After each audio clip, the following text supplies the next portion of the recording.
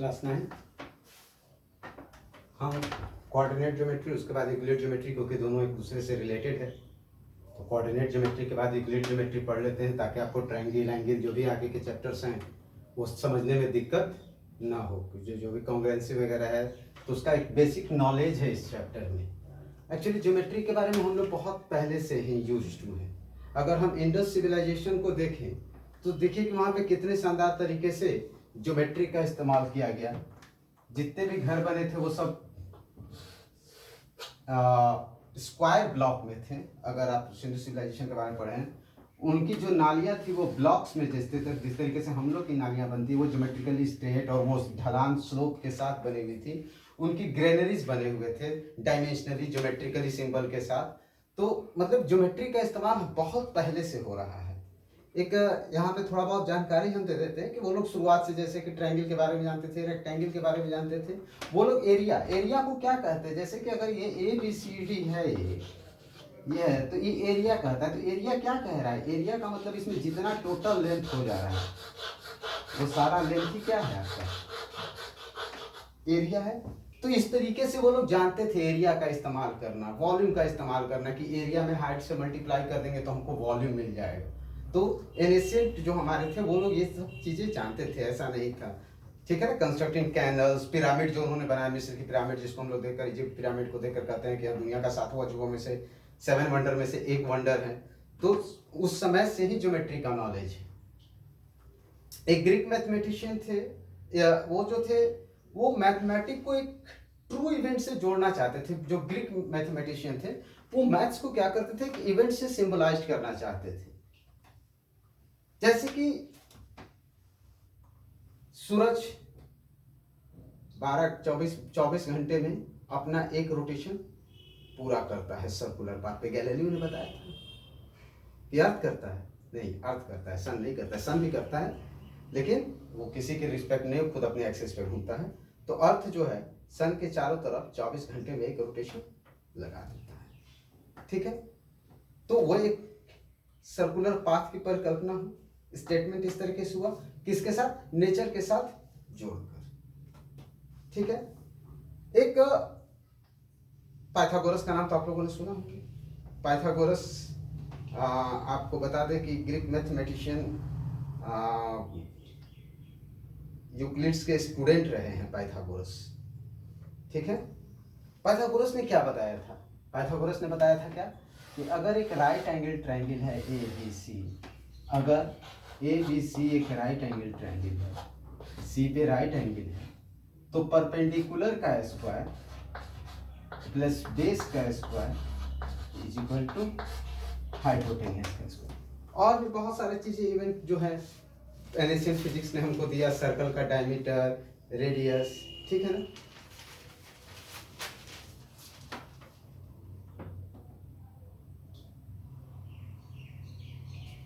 सो अब इन्होंने कुछ डेफिनेशंस दिए। यूक्लिड ज्योमेट्री बेसिकली हमने क्या बताया कि नेचर के साथ काउंटिंग को एक नेचर के साथ एक रिलेशन एस्टेब्लिश करने की कोशिश की गई ज्योमेट्री से।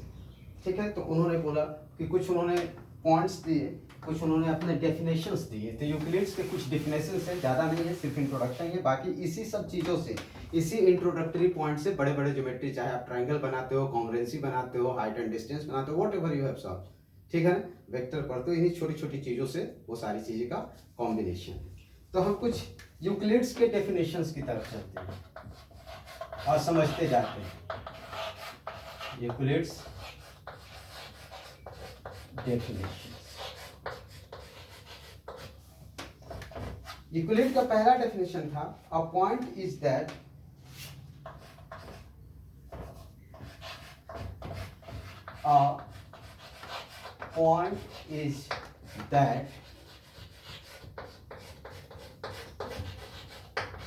which has no part। Point क्या है, तो एक ऐसा चीज है, एक ऐसा लोकेशन है कि जिसका कोई पार्ट नहीं हो सकता,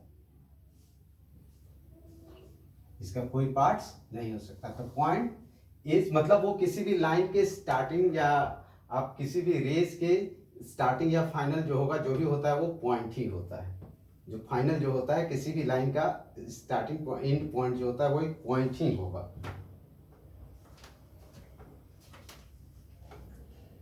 दूसरा उन्होंने डेफिनेशन दिया, a line is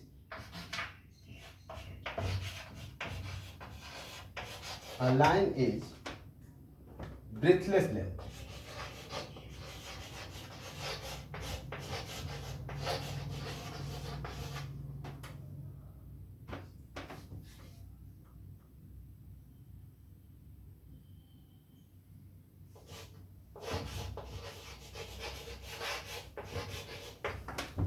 line is breathless. एक लाइन का में क्या होता है, सिर्फ लेंथ होती है, उसमें चौड़ाई नहीं होती है, ब्रेथ विड्थ नहीं होती।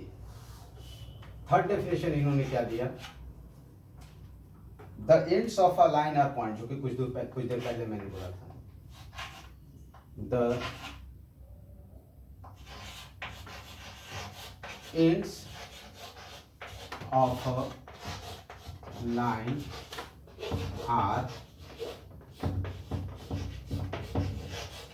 point, the ends of a line are point। a straight line का उन्होंने क्या definition दिया था, a straight line is a line, a straight line is a line which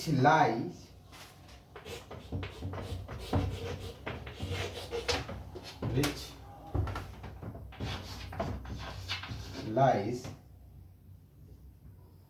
evenly with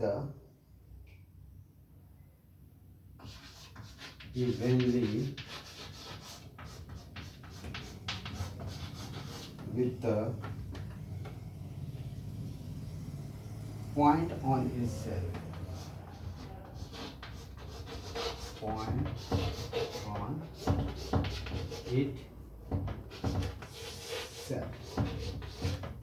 मतलब क्या हुआ कि एक लाइन एक ऐसा इवेनली है कि एक के ऊपर एक पॉइंट खुद ही है, एक के ऊपर एक पॉइंट खुद ही है। चूंकि इस तरीके से हम नहीं दिखा सकते तो यहाँ पे एक के ऊपर एक पॉइंट खुद ही है, मतलब इसीलिए हम बोलते हैं कि लाइन क्या है, तो line is the combination of infinite number of points. बहुत सारे पॉइंट्स मिलेंगे तो लाइन का फॉर्मेशन होगा, जैसे कि एटम मिलकर कोई चीज कोई ऑब्जेक्ट को फॉर्म करता है। क्लियर है?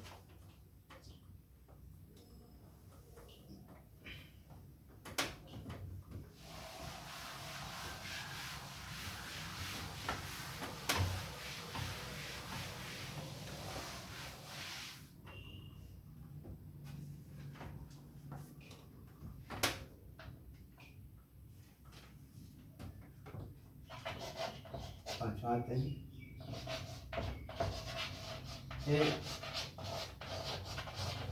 surface is that which has length and width, which has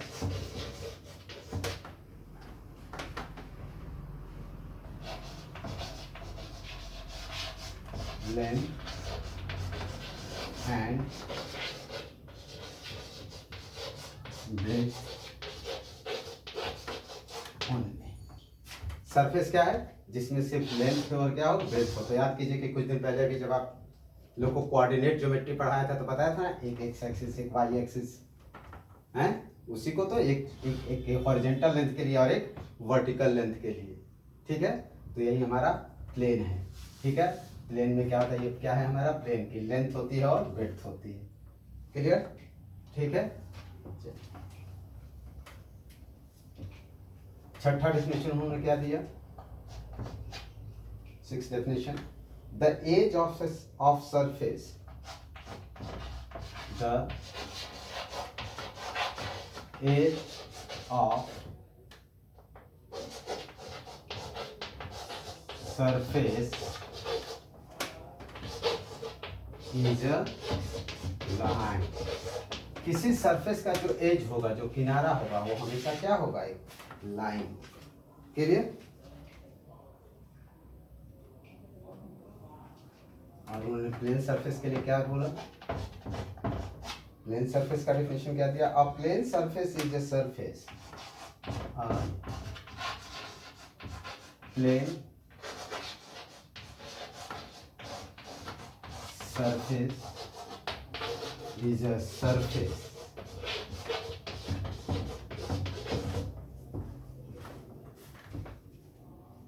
which lies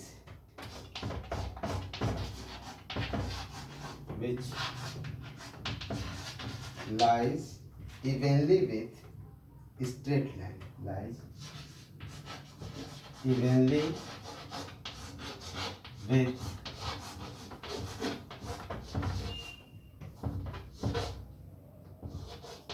straight line on itself. इसका कहने का मतलब क्या हुआ है, a plane is a surface, a plane surface is a surface which lies evenly with straight line on itself, मतलब एक line के ऊपर खुद एक लाइन आ जाए।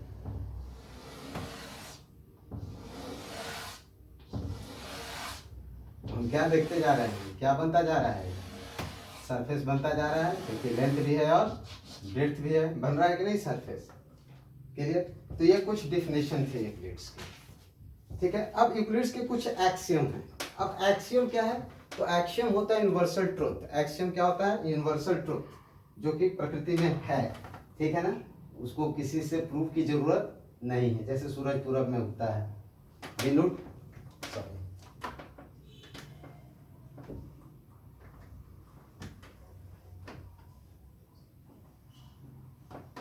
जैसे सूरज पूरब में उगता है। तो अब हम चलते हैं कुछ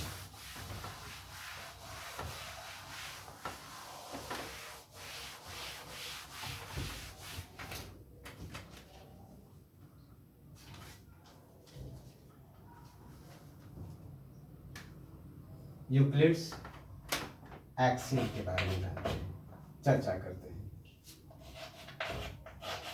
यूक्लिड्स एक्सियम, एक्सियम का मतलब ने क्या बताया, यूनिवर्सल प्रूफ, जो प्रूफ है, सेल्फ प्रूफ है। पहला है यूक्लिड्स में, things which are equal, things which are equal to the same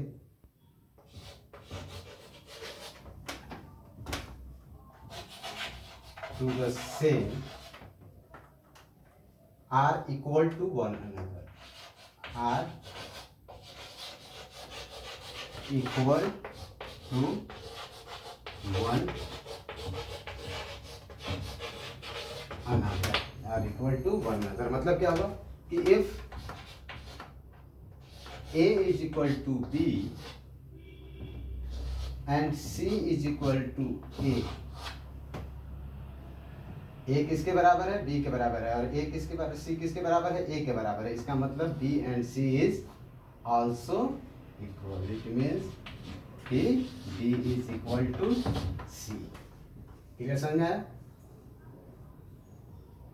क्या मतलब हुआ कि अगर कोई तीन चीज है और तीन चीज में से दो चीज हर बार बराबर होती है कंपेयर करने पे, तो वो तीसरी चीज भी क्या होगी, बराबर ही होगी।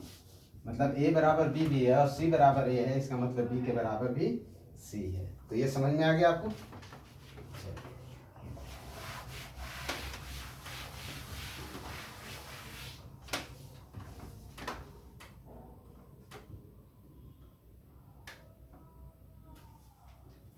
इफ इक्वल्स आर, दूसरा है हमारा, if equals are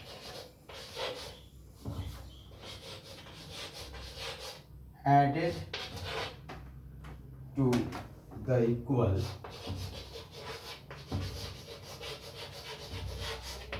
added to the equal, the whole are equal, the whole are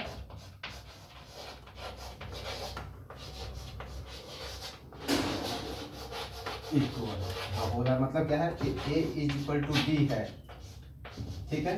अब हम ए में इधर भी एक क्वांटिटी के जोड़ दिए और बी में भी के जोड़ दिए, दोनों तरफ अगर सेम चीज जोड़ दिए तो भी दोनों क्या रहेंगे, बराबर रहेंगे। If equal is added to the equal remains equal. Clear?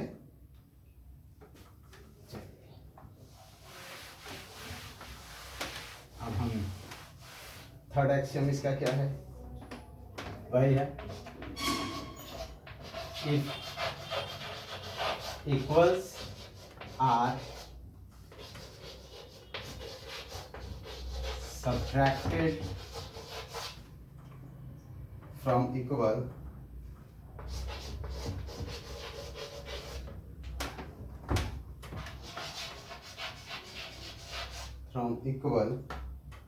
remainder are equal।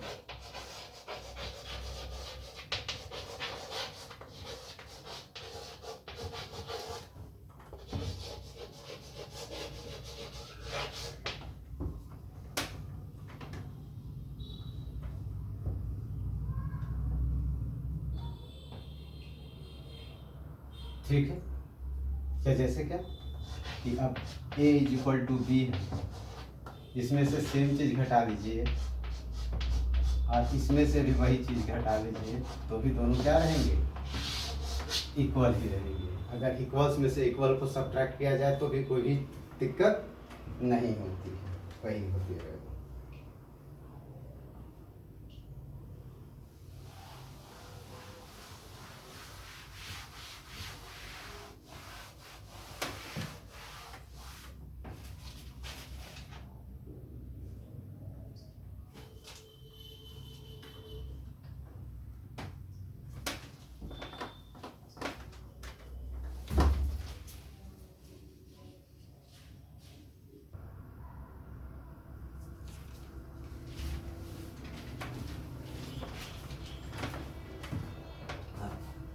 अगले एक्शन पे चलते हैं। थिंग्स विच कोइंसाइड, देखिए ये सब बहुत इंपॉर्टेंट इंफॉर्मेशन है, ज्योमेट्री का बेस है ये। Things which coincide with one another, with one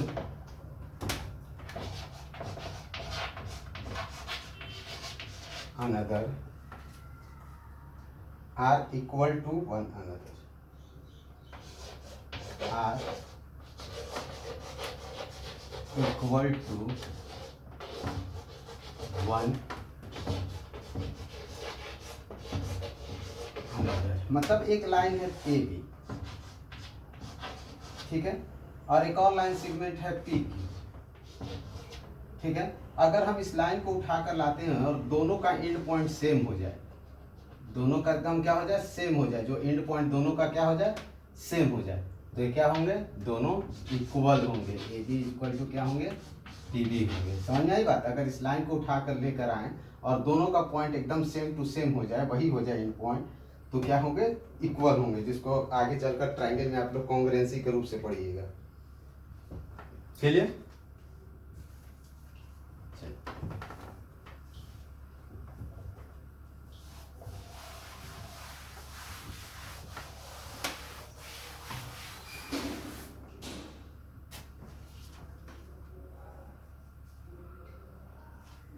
बहुत अच्छा एक्सियम है, the whole is greater than a part, the whole is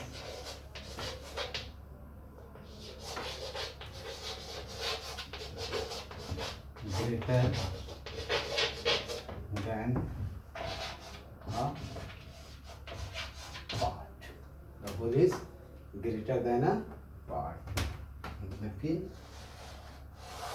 ये भी एक पूरा लाइन है और इसका एक टुकड़ा ले लेते हैं पी क्यू, एक पार्ट इसका ले लिए, तो पी क्यू जो होगा हमेशा छोटा होगा किससे, ए बी, जो बड़ा होगा, ठीक है ना। Whole is always greater than a part. Clear? समझ आगे बात?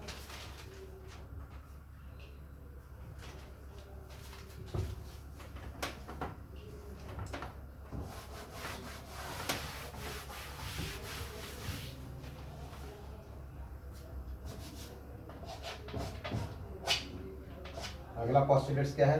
Things which are double of the same things, things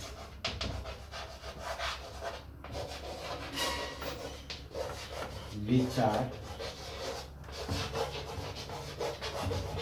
double of the same thing are equal to one another, are equal to one another। ठीक है,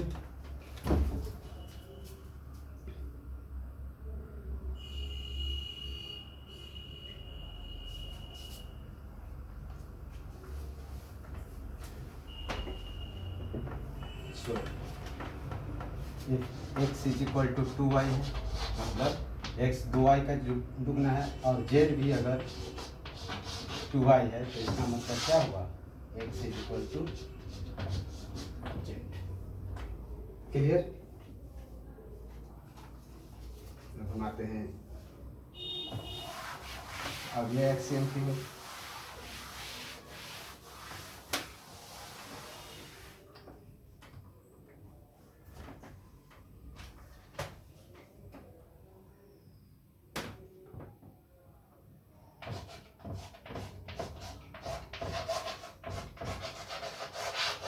Things which are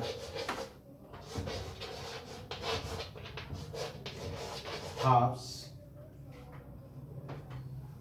of the same thing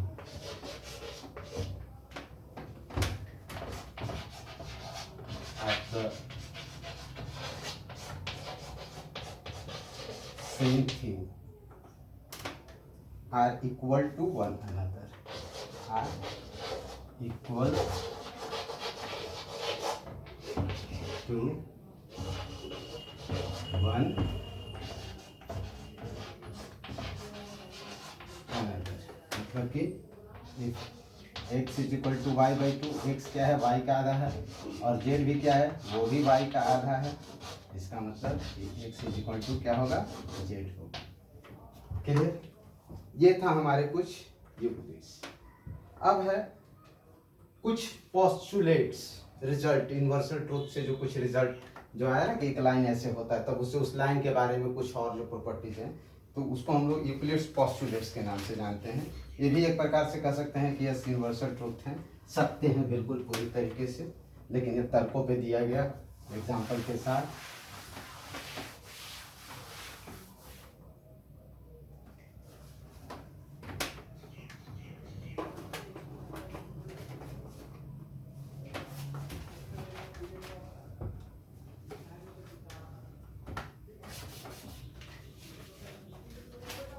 Euclid's postulates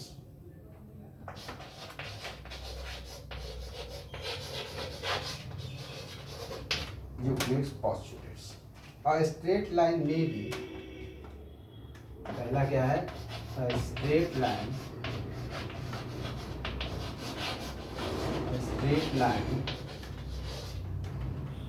may be drawn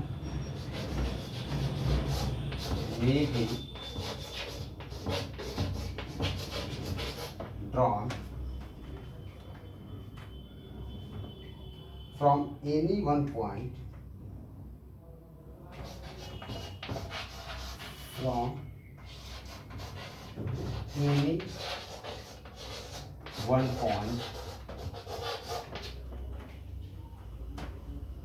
to any other points,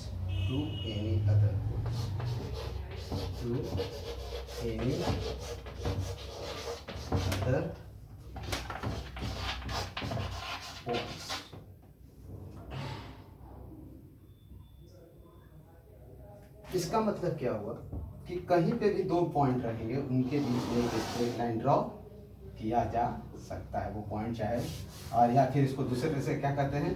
two points के बीच में सिर्फ एक ही straight line हो सकता है। ये भी इसका मतलब हुआ कि दो पॉइंट्स के बीच में कितने स्ट्रेट लाइन खींचे जा सकते हैं, तो सिर्फ एक और एक स्ट्रेट लाइन ड्रॉ किए जा सकते हैं। समझ में आ गई बात?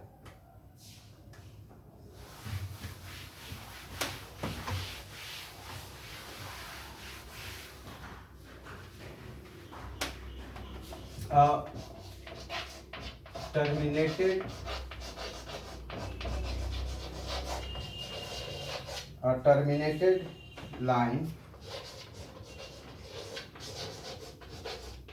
can be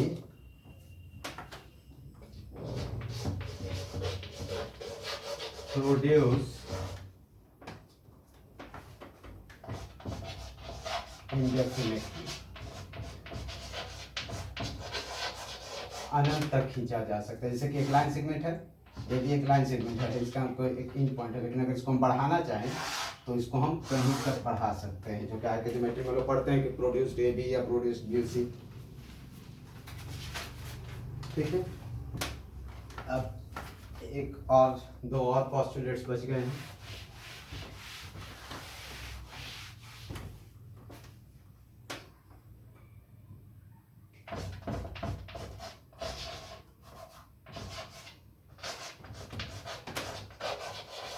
Circle can be drawn with any center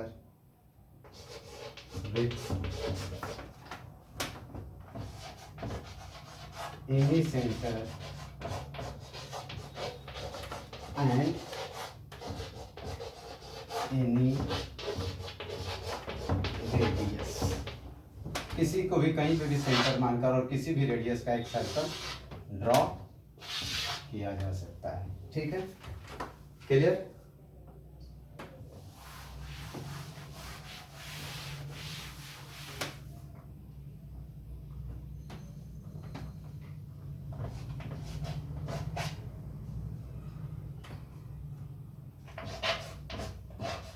और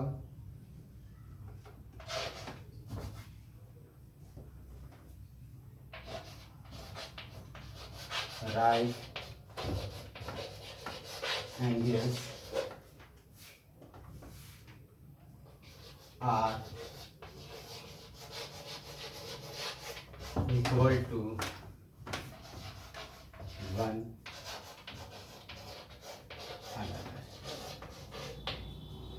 ठीक, क्लियर? सबको यहाँ तक समझ में आ गया? ये था हमारा कि जितने भी ये राइट एंगल है, चाहे कितना भी बड़ा राइट एंगल हो, हमेशा क्या होगा, 90 डिग्री के ही बराबर होगा। ये थे कुछ यूक्लिड्स के इंट्रोडक्शन। अब इसी का हम लोग इस्तेमाल करके कई चीज़ों को हम लोग प्रूव करते हैं, जो कि ज्योमेट्री हम लोगों को आगे आएगा। ठीक है, और जिसको हम लोग लाइव क्लासेज में आप लोग के कुछ क्वेश्चंस के थ्रू भी हम लोग उसको देखने की चर्चा करेंगे। जैसे कि हम एक क्वेश्चन आप लोग को दिखाते हैं, एक क्वेश्चन किस तरीके से सॉल्व करेंगे, क्वेश्चन के थ्रू हम लोग समझ लेते हैं, एक एग्जांपल के through.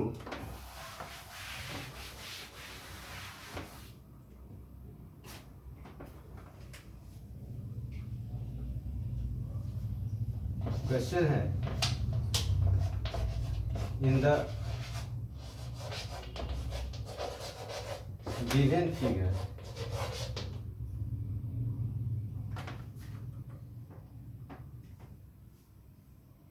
if PS is equal to RQ,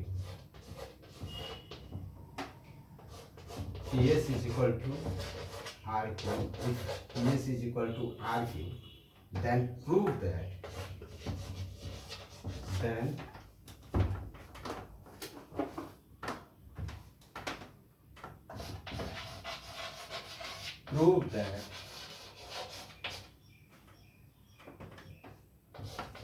PR is equal to, और फिगर क्या दिया हुआ है, वो दिया हुआ है P Q R S। तो हमारा दिया हुआ है PS is equal to r, PS is equal to r. हमको क्या प्रूव करना है, PR। तो PS में से RS घटा देंगे तो हमको PR मिल जाएगा।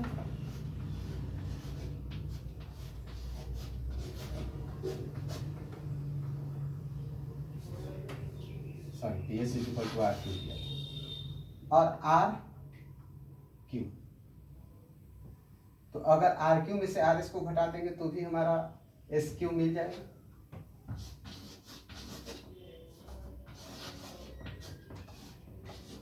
अभी एक हमने इक्वलेट्स में डेफिनेशन पढ़ा था, if equal is subtracted from equal remains equal, यही ना हम लोग पढ़े थे, if equal is subtracted from equal remains equal.